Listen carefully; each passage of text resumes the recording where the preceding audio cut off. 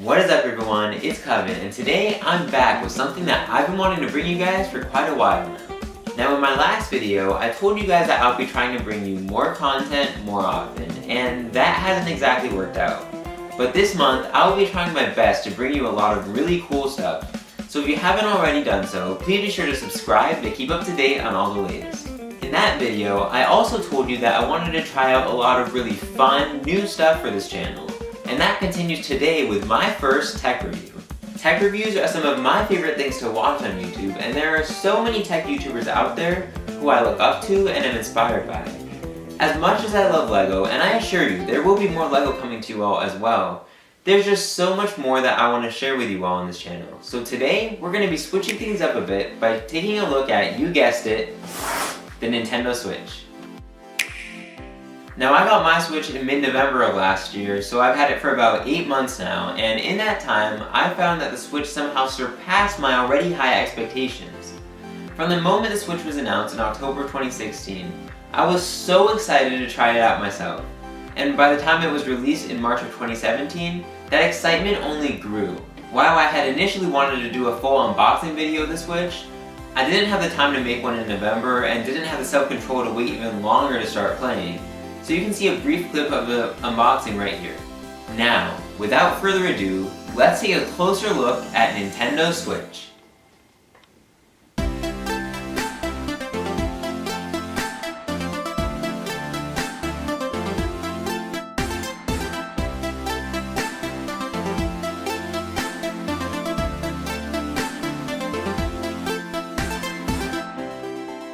So let's start by taking a look at the console itself.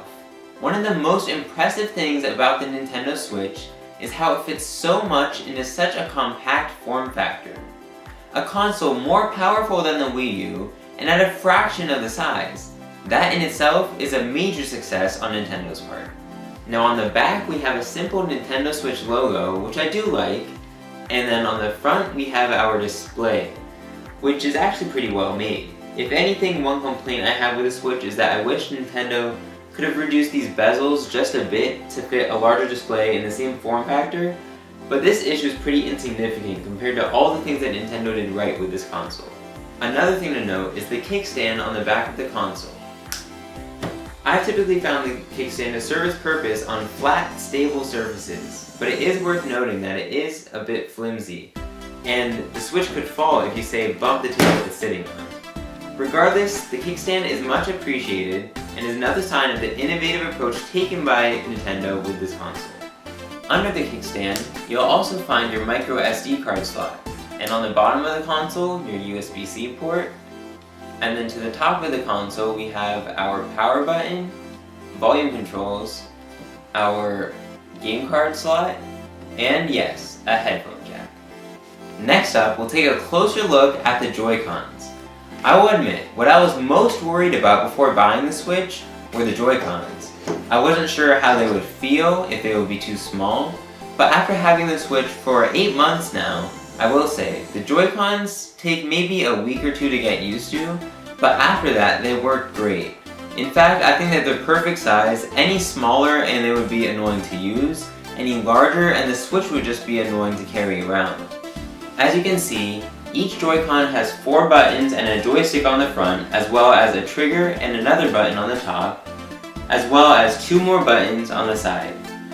The right Joy-Con also has an IR sensor on the bottom, which allows for all sorts of unique features in games like 1-2 Switch and Nintendo Labo. The HD Rumble feature in games like Super Mario Odyssey works surprisingly well and is actually pretty impressive. Additionally, holding one Joy-Con in each hand for motion controls in games that support them is definitely worth trying. The design of both Joy-Cons allows for a wide variety of controller styles. First up is the Joy-Con grip, and with the grip comes the question, does it really make that snap sound? Let's find out.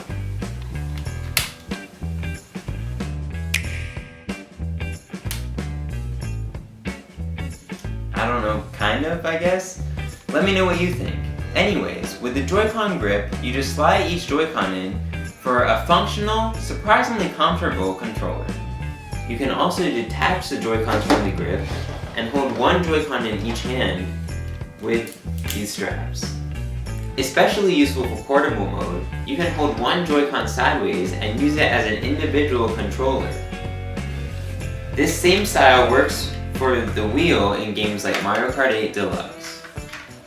Also in portable mode, the Joy-Cons attach to the Switch console itself for a more individual experience, as you can see. Finally is the Switch Pro controller, which functions similarly to the Joy-Con grip, but feels much better in my opinion with larger buttons and a D-pad rather than a second set of buttons. Overall, I have found all of these controller styles to work much better than I had initially expected. However, my favorites would have to be the Pro controller and the Joy-Cons on the side of the Switch when undocked. Speaking of the dock, while there isn't very much to look at, the dock is also very well designed, with another Switch logo on the side, 2 USB ports on the front to plug in things like the Pro controller, and inside, we have some very nice cable management with room for your HDMI cable and your AC adapter with USB-C to plug in neatly. Overall, the Nintendo Switch is a very well designed console, both docked and undocked. It's hard to compare the Switch to other consoles like the Xbox and PS4, simply because, how I see it, the Xbox and PlayStation are designed primarily for power, while the Switch is designed for fun. The Switch is innovative in ways that the Xbox and PlayStation simply can't match. From the Xbox One to the Xbox One S to the Xbox One X, or from the PS4 to the PS4 Slim and PS4 Pro. The design of the console hasn't changed much and hasn't changed the way that people interact with the games they play, other than offering better and faster graphics. When it comes to graphics and power, the Switch cannot compete with the Xbox and PlayStation, but it really doesn't have to. Although I never would have imagined it before buying the Switch, since I got the Switch, I found myself playing my Xbox much less.